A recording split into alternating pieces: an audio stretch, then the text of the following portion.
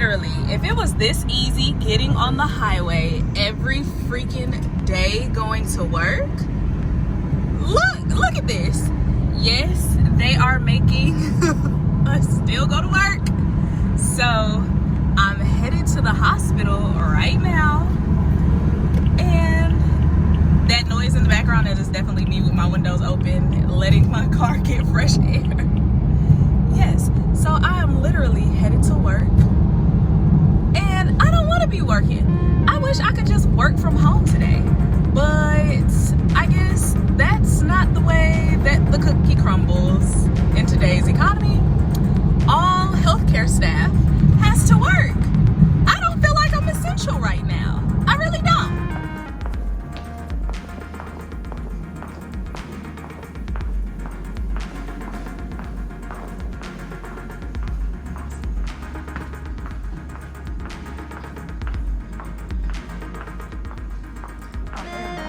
The emergency room waiting room is definitely clear. Yeah, because a lot of people didn't get on it. As we can see, the entrance is closed. Oh my God. When I tell you it's nobody, like, it's dead.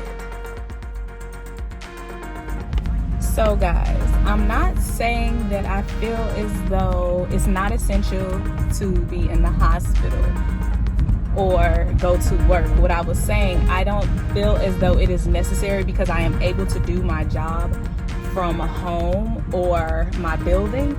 Basically, I can work remotely and everything be fine. As you can see, I go into the hospital and clearly the hospitals are temping people. They're giving stickers. The thermometer that they're using is an infrared thermometer, so they're not taking temperatures and touching everybody's heads. They are asking questions and screening people. But so basically I went to the floor to see a freaking patient after, of course, reading the clinicals prior to going in there. I just wanted to lay eyes on the patient because for our company we have to do our own screening when it comes to asking questions and things like that. So went to see the patient. The case manager was like, Keontae, why are you here? Like, we're not even going in the rooms to see the patients. I'm like, well, I still have to ask the patient these same questions. So a lot of hospitals also are doing the same questions that we are doing, asking about travel within the last 30 days, asking if you've been in contact with someone, are you experiencing any fevers, chills, anything like that. So basically they have a questionnaire that's in the patient's demographics. So yeah, so now I guess I have to go into a building and work from a building because my company is saying that you cannot work from home because you are essential healthcare personnel. So guys, I guess I gotta go in the building, and I don't want to go in the building. So, because I mean, we work with a population of people that is highly susceptible to contracting this virus. So yeah, of course, all I can say is be safe, wash your hands, take off your clothes when you get in the house, strip down, take off your clothes, wash, because it is staying on surfaces longer and it continues to mutate, so they're constantly finding different strands of it. So be safe, guys. Okay guys, so basically in the footage you've seen before, you've seen that I was in the hospital. So basically I could have took you to work with me like for a full experience, but since everything is going on right now, nobody is in the hospital. They're basically screening people when they come into the hospital. They're using infrared thermometers, so they basically don't have to put it completely to your forehead or your temple. They can put it close to you and it basically takes your temperature. They're also asking questions. Of course, if you have any of the symptoms or anything like that, then of course you can't come in and see the patients. As a marketer, I went to the nurse's station and they basically were like, Keontae, no, We're not even really allowed to go into the patient's rooms right now. We can only do it at certain times after doctor rounds. And at my hospital, the doctor typically doesn't do rounds until like 11-ish. So I'm really not finding out about my patients or getting updated information until about 12. So, I mean, it's good in a sense, but then at the same time, as a liaison, you're wanting to always lay eyes on your patient, ask them the questions you need to ask them as well, get any insurance information and things like that. But right now I can't do that. So what I decided to show you guys today is what I basically carry in my work bag. This is gonna be my essential everyday. Our company allows us to have rolling tote bags. So I'm gonna show you that. Mine is freaking raggedy. I broke it. It's like one of these. Not gonna really show you the name on it. It has a handle. Ooh, that's broken. I can't push it all the way down no more. I didn't beat this thing up so bad. This I literally carried around every day with me. See, it doesn't even go down. So pocket in the front, zippy at the top. So can't really see that, but it zips at the top. It does have a strap, but who would want to carry that on a strap? That bag gets super freaking heavy. Us as liaisons, we have to carry everything in there. So some essentials that I'm carrying around right now. I have a little a travel one of these, but I ran out today, so I actually had to put these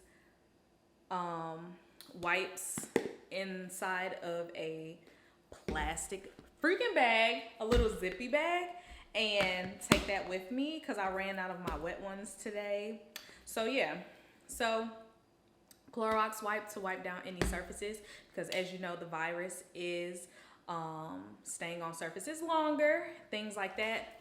Have 2 phones, work phone that has been going off constantly. We are constantly having to be on conference calls right now, do webinars because of everything that's going on.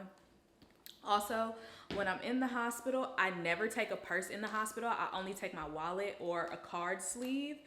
But this is the wallet that I have right now. It's a little trifold from Louis Vuitton that I have. It's super simple. It slides in the front compartment of my bag. Also in my bag, I have cards for all my case managers. I have my cards as well that I'm able to pass out, but I put those inside of my brochures that I'll be able to show you in a few. I also have marketing collateral for patients when I go to see them. I pass them out like brochures. I might pass them out a chapstick, a mirror, a tie to go. Anything that, you know, just gives you some more information about our facility or anything you might need. So I feel like tied to go, pens, mirrors, that's essential stuff. So your patients definitely really appreciate when you give them that when you go into the hospital. So I have like little chapsticks. These are kind of like the ESOs or SOs, I forget how you say it, but it's just a little ball. You untwist the cap, you can roll it on. I'm not going to use those because they're securely wrapped. Then I have tied to go pins, some little mirrors. Also, I keep these spray hand sanitizers. These have come in handy. I didn't use them before because I was giving them to my patients. I was using hand sanitizers because we know when you're in a hospital, you foam in, foam out, going into each patient's room, knock and enter. But now I'm keeping these for myself. And then the ones that I have left over, I am passing out to my patients and their family members, of course. More hand sanitizer. Like I have all kinds of hand sanitizers to give to my patients before they come in. Also, a rule of thumb, I always say to marketers or just people in general that are in constant communication with people all day, every day, and you're constantly talking, either carry gum with you or mints. I mean, I feel like I've been in contact with a lot of people before and I'd be like, you want some gum? You want a mint? Or I'll just pull it out and they'd be like, oh, can I have one? Or I'll offer them. Like, so my freaking camera died in the middle of that. What the heck? Now I'm charging the other battery. Luckily, I had a spare. But like I was saying, Talking to people every day, definitely carry some gum, some mint, something like that. I also have this. This is a 40-ounce bottle of water. It's called Bubba. Definitely because I don't like drink water from other places, so I do filtered water at home. So, or I typically take water bottles, but it's just easier to carry my own bottle that can be hot or cold. I put ice in it in the morning, and I fill it up before I go. And typically, if I have to fill it up again before I leave work, I just run to the gas station, get a bottle of water, and put it in there. But yeah, I don't drink county water. Oh, disclaimer. But yeah, so anywho, other things that I carry, of course, pens. Don't leave your pens around me, especially if they write good. You know them juicy pens that just write so smooth? Love them. So pens on pens, highlighters, different color highlighters, because I am color coordinated when it comes to my work. And when I'm taking notes on my patients and things like that. Another thing, medical dictionary. I keep this because sometimes when I'm in the hospital, depending on what floor I'm on, it's going to either be in like an area where the Wi-Fi probably isn't good or something like that. So I can't use my phone in Google or my computer in Google. So I use a dictionary. Dictionary is easy to look up, things like that. It tells you different things. I suggest every healthcare professional carry one of these. Of course, headphones. I have headphones that plug into the phone, and I have my earpods. This is a cute little, let's see, Coco Chanel case that I got from Amazon. Yes, ladies, it's a dupe. It's super cute. It looks like the perfume bottle. I just love it. But that's that. I keep a stapler just in case I have to staple anything together because, like I said, we're doing screenings now, so I have to do a fast track. A fast track is basically a clinical summary about what's going on with your patient. So if I have to print that out and fax it over to my facility, hard fax it because they can't receive via email or something like that, I can always print it out, staple it together, and things like that if I need to. When I told you earlier that I give things to my patients, have things like this. So a trifold brochure that it allows you to, I think this one is understanding Medicare Advantage. Medicare Advantage is your insurance plans, because a lot of people do not know what their insurance plan covers and how long it covers and the benefits and things like that. So this is a good brochure to have to give to your patients. I also have a clinical capabilities. This tells you basically a synopsis of what we're capable of in our facilities, what type of services we are able to provide. It says basically at the beginning, your reason for choosing a post-acute care provider should focus more on the quality and the competence of care, the provider's experience with your condition, and whether or not they have a proven track record of getting patients rehabilitated and returning to their lives. So, of course, when you're in a facility or you're trying to get patients to come into your facility, of course, your facility speaks for itself. We're in a day and age where people are constantly, oh, let me get on the internet, let me check reviews, Google.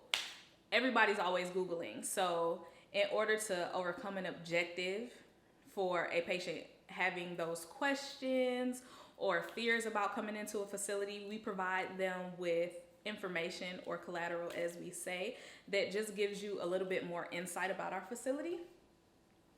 I have these things too, but I attach my cards to it. So let me show you one of those. Let me see. I think I have one more that my card was attached to today.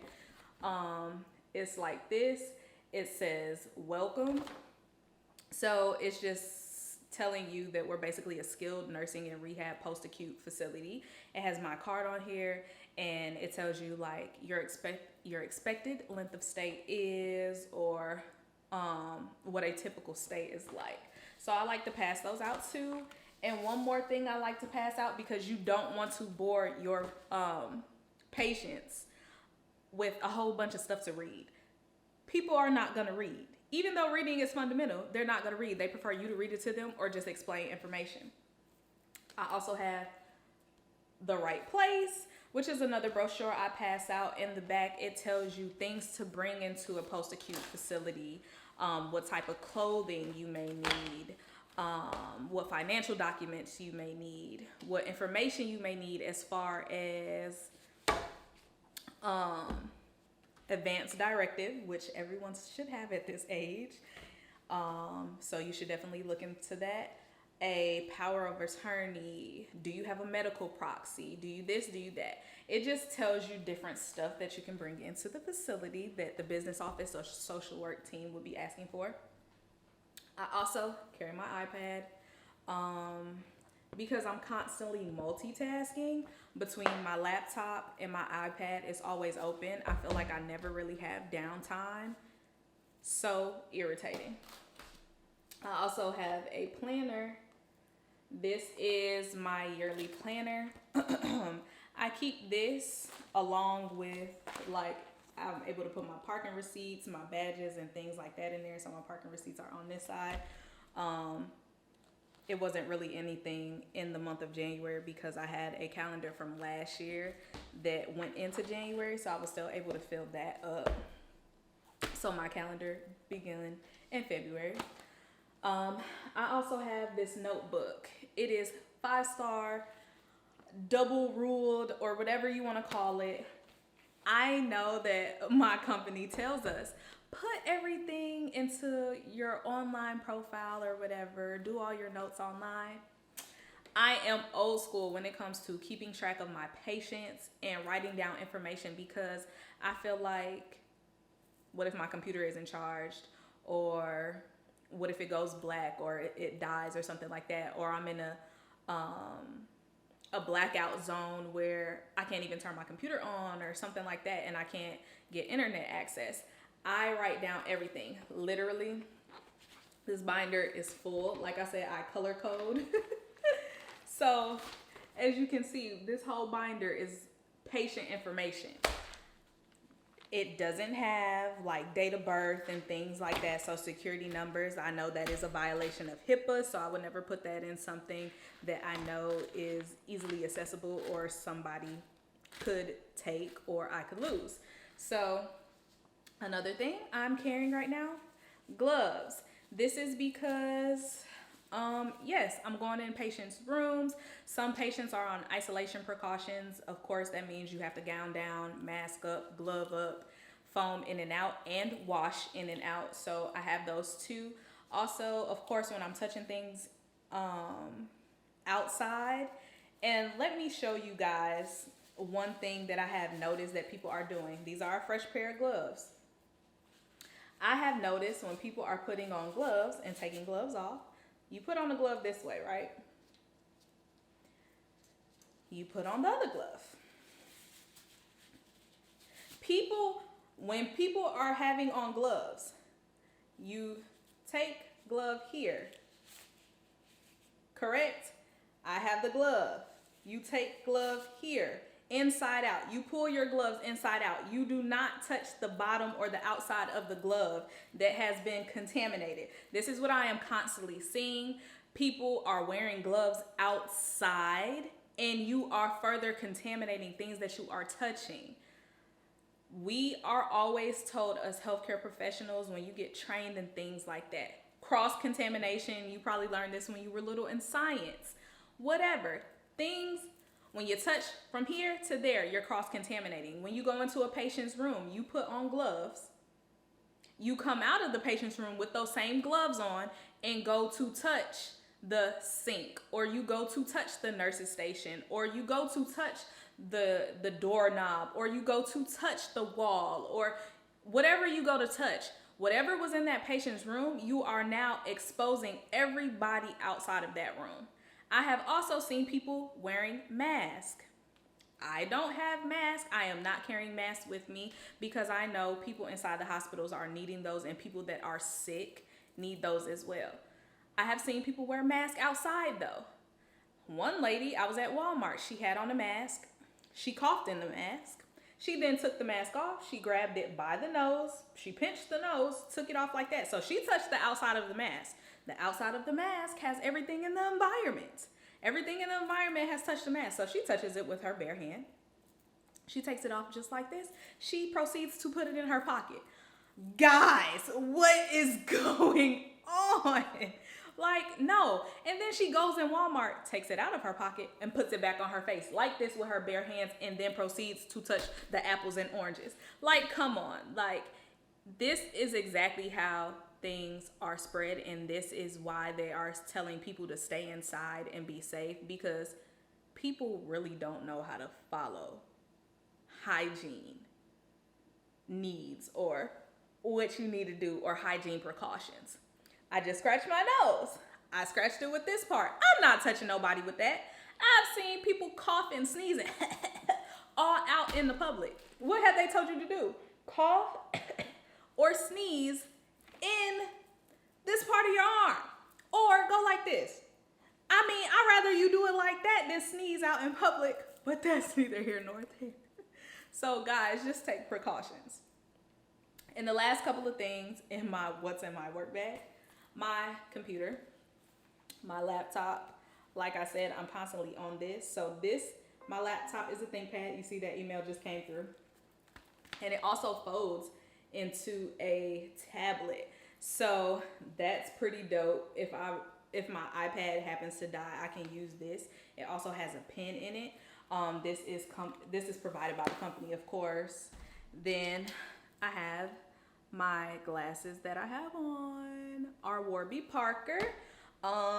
These are like their new style. I forgot what these are called, but these are my Warby Parker glasses. All their glasses start at like $99, $95 through $99, I think, and up. But yeah, you're basically, for the glasses, I think you're just paying for the prescription, the lens. So you can provide them with your lens information. And of course, my computer charger, which I happen to forget all the time at my house because I'm constantly working and putting information on fast tracks when I'm at home and inputting my sales calls and tracking my mileage and stuff like that. So right now, you guys, all I can say is stay safe. Take all of the precautions that people are telling you to take. Stay at home. Self-quarantine if you feel sick. Sorry about the lighting. But self-quarantine if that's what you have to do. But stay safe. Protect yourself. Protect those around you.